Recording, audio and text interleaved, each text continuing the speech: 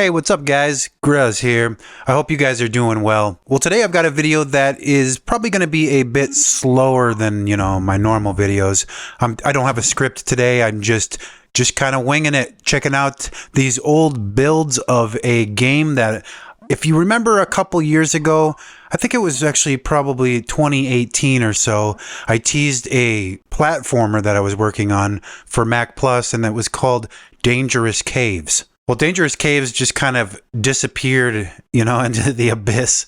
I didn't really tell you guys what was going on with that one. So it's just kind of remained a mystery all these years.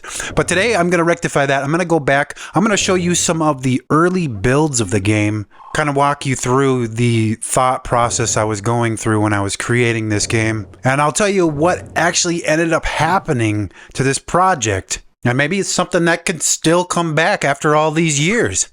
Who knows? You got to find out. But I'll talk about that in a minute here.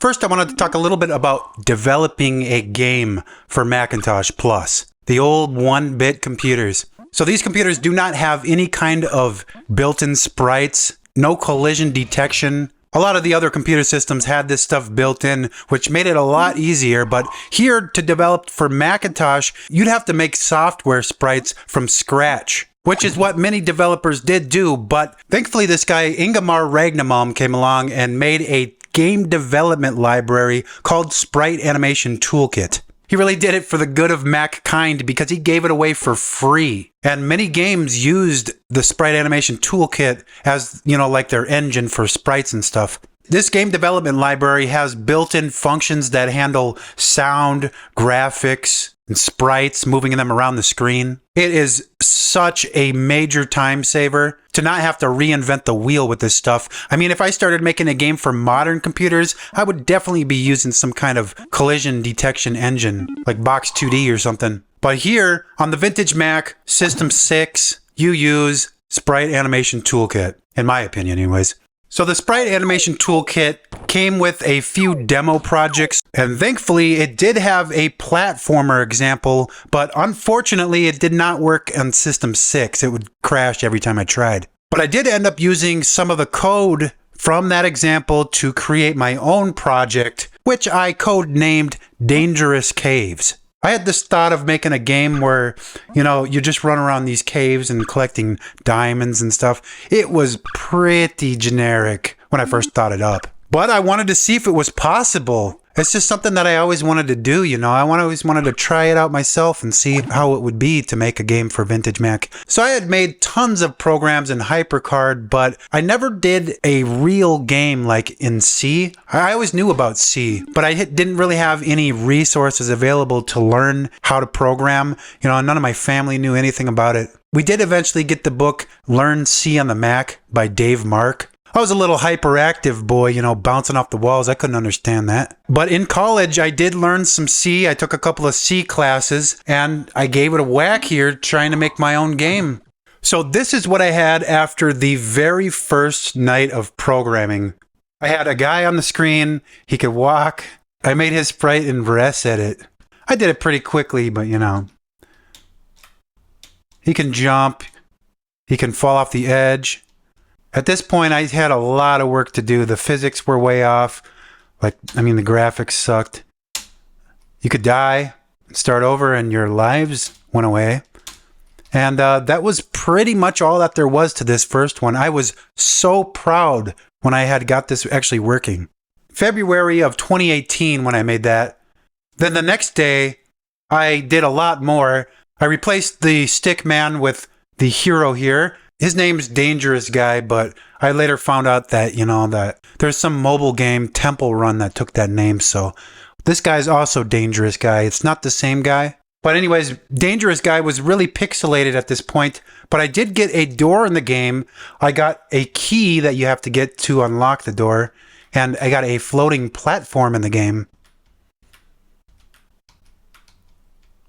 Just grab it, and then you just walk right in to the door, and it takes you in. And that's all there was to it.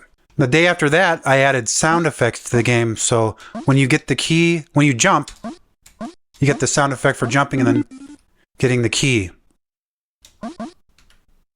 Then the third day of programming, I switched up the level a little bit. I added multiple sound effects, multiple levels, which involved clearing the current screen and redrawing everything. I was excited too because I found out that you can use the Macintosh toolbox to draw on the screen just like Mac Paint with commands. And then on top of that, I went back and added the actual parts that are collision. It was pretty cool. The physics were still really off on this one too. This was like a lot of progress for me at the time. Oh, this is glitched. I can't even pass this part. Still moving me though, like a conveyor belt. Oh crap, I can't get that key, I don't think. Let's try. Oh, nope. So in the next version, I rewrote all of the movement code so it would handle way better. I continued to work on the ground and I cleaned up the character animations a lot. The improvements that I made that day added so much more depth to my platforms. I thought they were pretty cool looking. And then I did the background with a pattern. Whoa. Oh. The next version was more along those lines where I had just tried to figure out how I want the platforms in the actual game. Got the code smoothed out more. It was starting to look more like a real game. Stuff was actually working at this point too. So I get this key right here. And I remember this part right here, these platforms didn't really line up very well. So it was really hard. Oh. So it was really hard to actually get up there. So on the next build was exactly 1 week after I had started the project.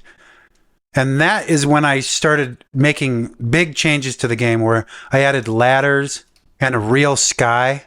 I used a bitmap for the background and it worked pretty well.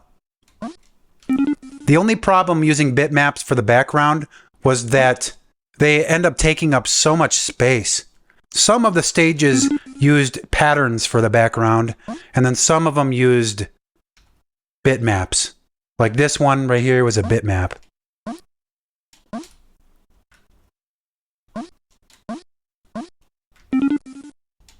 And this level got changed around a lot. And that was it. So this build right here was about a week and a half into the project. I had just completed spikes right here. Here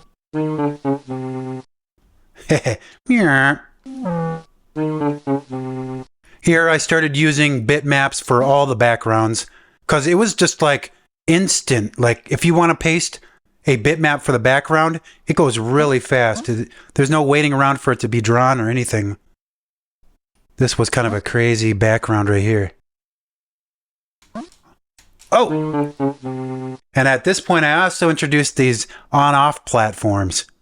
It was very challenging, but they were kind of broken. And keep in mind, this whole game worked on a Mac Plus. This is 1x speed right here. It was absolutely playable at this point. Which is also one of the main things that you have to watch out for when you create a game like this for a vintage system like this.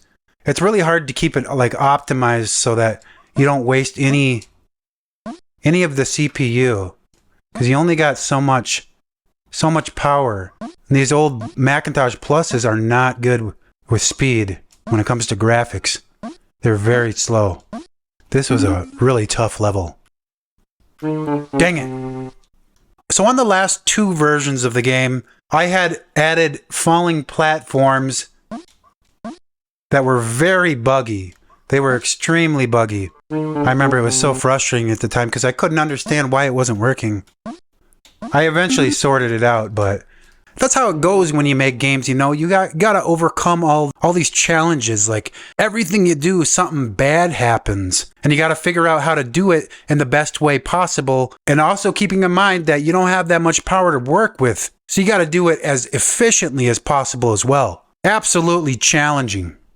Alright, so let me get over here. I had a little cheat code here for skipping through the stages. I added like a wipe effect here.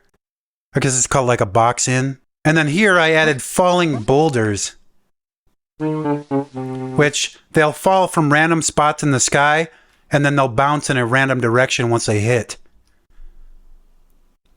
I thought it was a fun challenge, and then I thought it was neat that they could trigger the falling platforms. But it was just really hard at this point, and they were still glitchy. Like if they were started falling, then you couldn't jump or something like that. It was a tough bug to figure out why that was happening. So then I started implementing a menu into the game, which when you launched it would do that Kill Gruz Games thing, and then you could go into the options. You could actually set your options here. This was before I added the ability to use objects, which I'll show you in a second, but yeah, you'd just configure your keys here to move around. This took me weeks to figure out. Like, it's not a simple process at all. It's way complicated. So then you got easy mode, which is if you have an older Mac, it turns off some of the graphical effects. Start a new game here, and it would take you right to this screen right here. And then I added treasure, which gave you some score.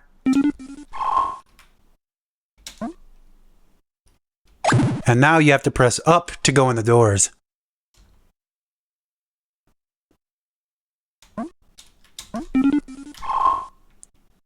And all the animations worked really well at this point. I think I actually ended up breaking them later on. And as you can see right here, like if I had just continued making a game like it is right now, it would have been just fine. But I wasn't happy with this. I thought I could do much better than this. So what I did after this was I pretty much started from scratch again, which was insane, because I think that was actually the death of Dangerous Caves. And this is what happened. I started making a brand new version of Dangerous Caves where you would go through these stages and they would be like multiple rooms connected to make each stage. So I'd have room 1 right here, room 2 right here, and at this point you couldn't even cross. I don't think I had anything done after this.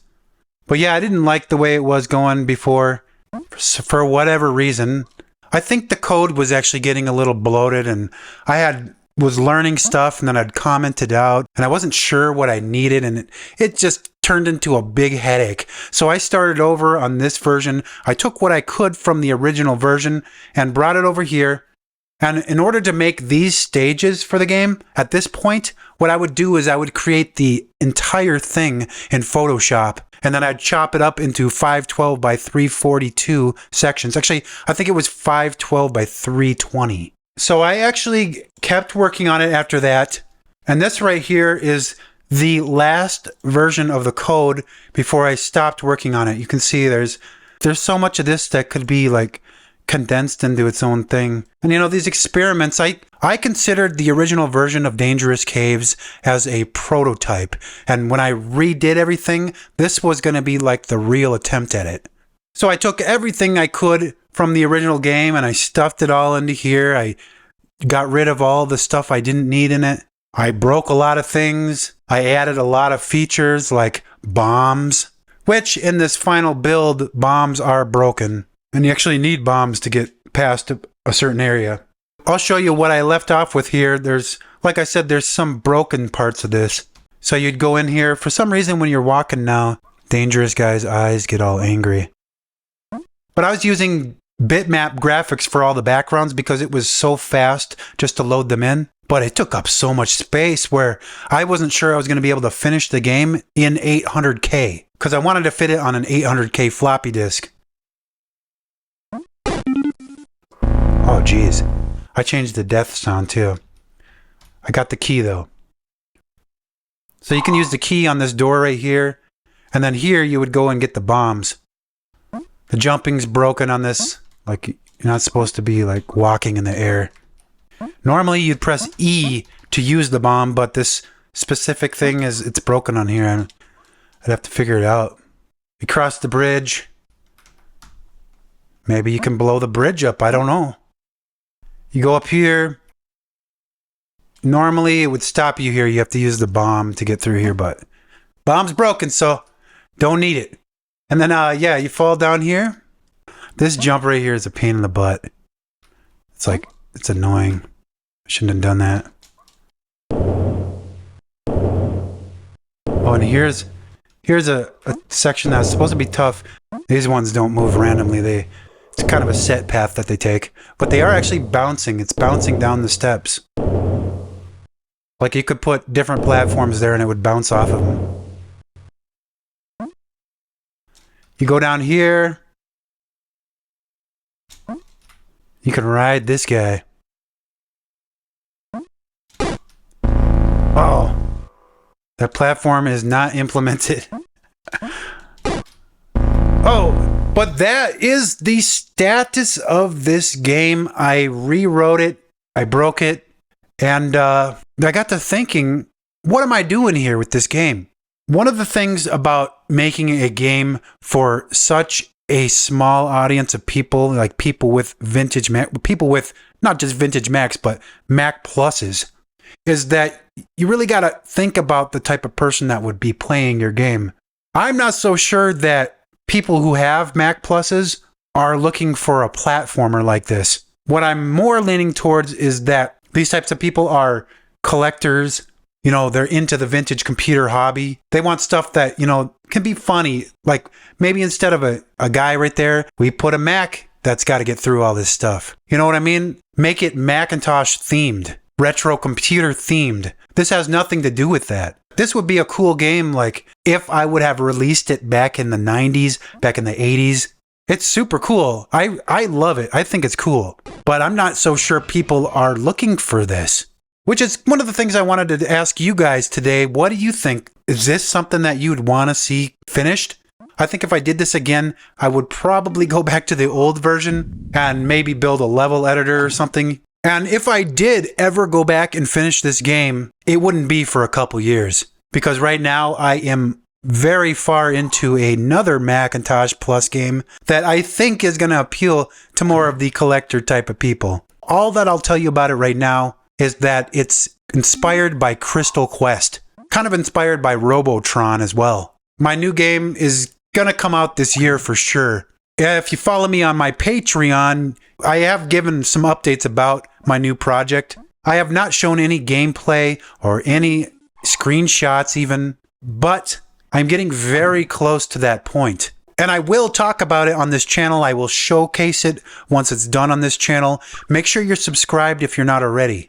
But yeah, the reason I stopped working on Dangerous Caves is because the project got too big. I lost focus. I didn't think it was heading in a direction that would actually be interesting to people. I broke the hell out of it and I left it all broken. And it will take a significant amount of energy to turn this project around. And I just don't know if it's worth it. I don't know if there's an audience out there for a console-style platformer for Mac Plus. And I had so many other ideas of projects that I wanted to work on. I did Mac Ghost right after this. That was like a ghost detector program that I wrote in HyperCard. And then I did Flappy Mac. You guys remember that one? That was cool. And now I am getting very close to showing you guys my new project. But stay tuned for that because it's going to be cool. I developed so many technologies from all the different games that I've made, and they're all coming together for this new game. You're going to love it. So I've rambled quite a bit today. I think I'm going to wrap this video up right now. I want to thank you guys so much for spending some time with me today to check out these old builds of this lost game that I started making. Oh man, I'm probably going to finish it one day. Not going to be like this though. It's going to be much more simple. Probably going to be Mac themed because I love vintage Macs and stuff like that. It's going to be fun. Well, if you haven't already, make sure to subscribe to my channel and leave a like on this video. It really helps out my videos when you do that. Thank you so much for your time today, guys. Goodbye.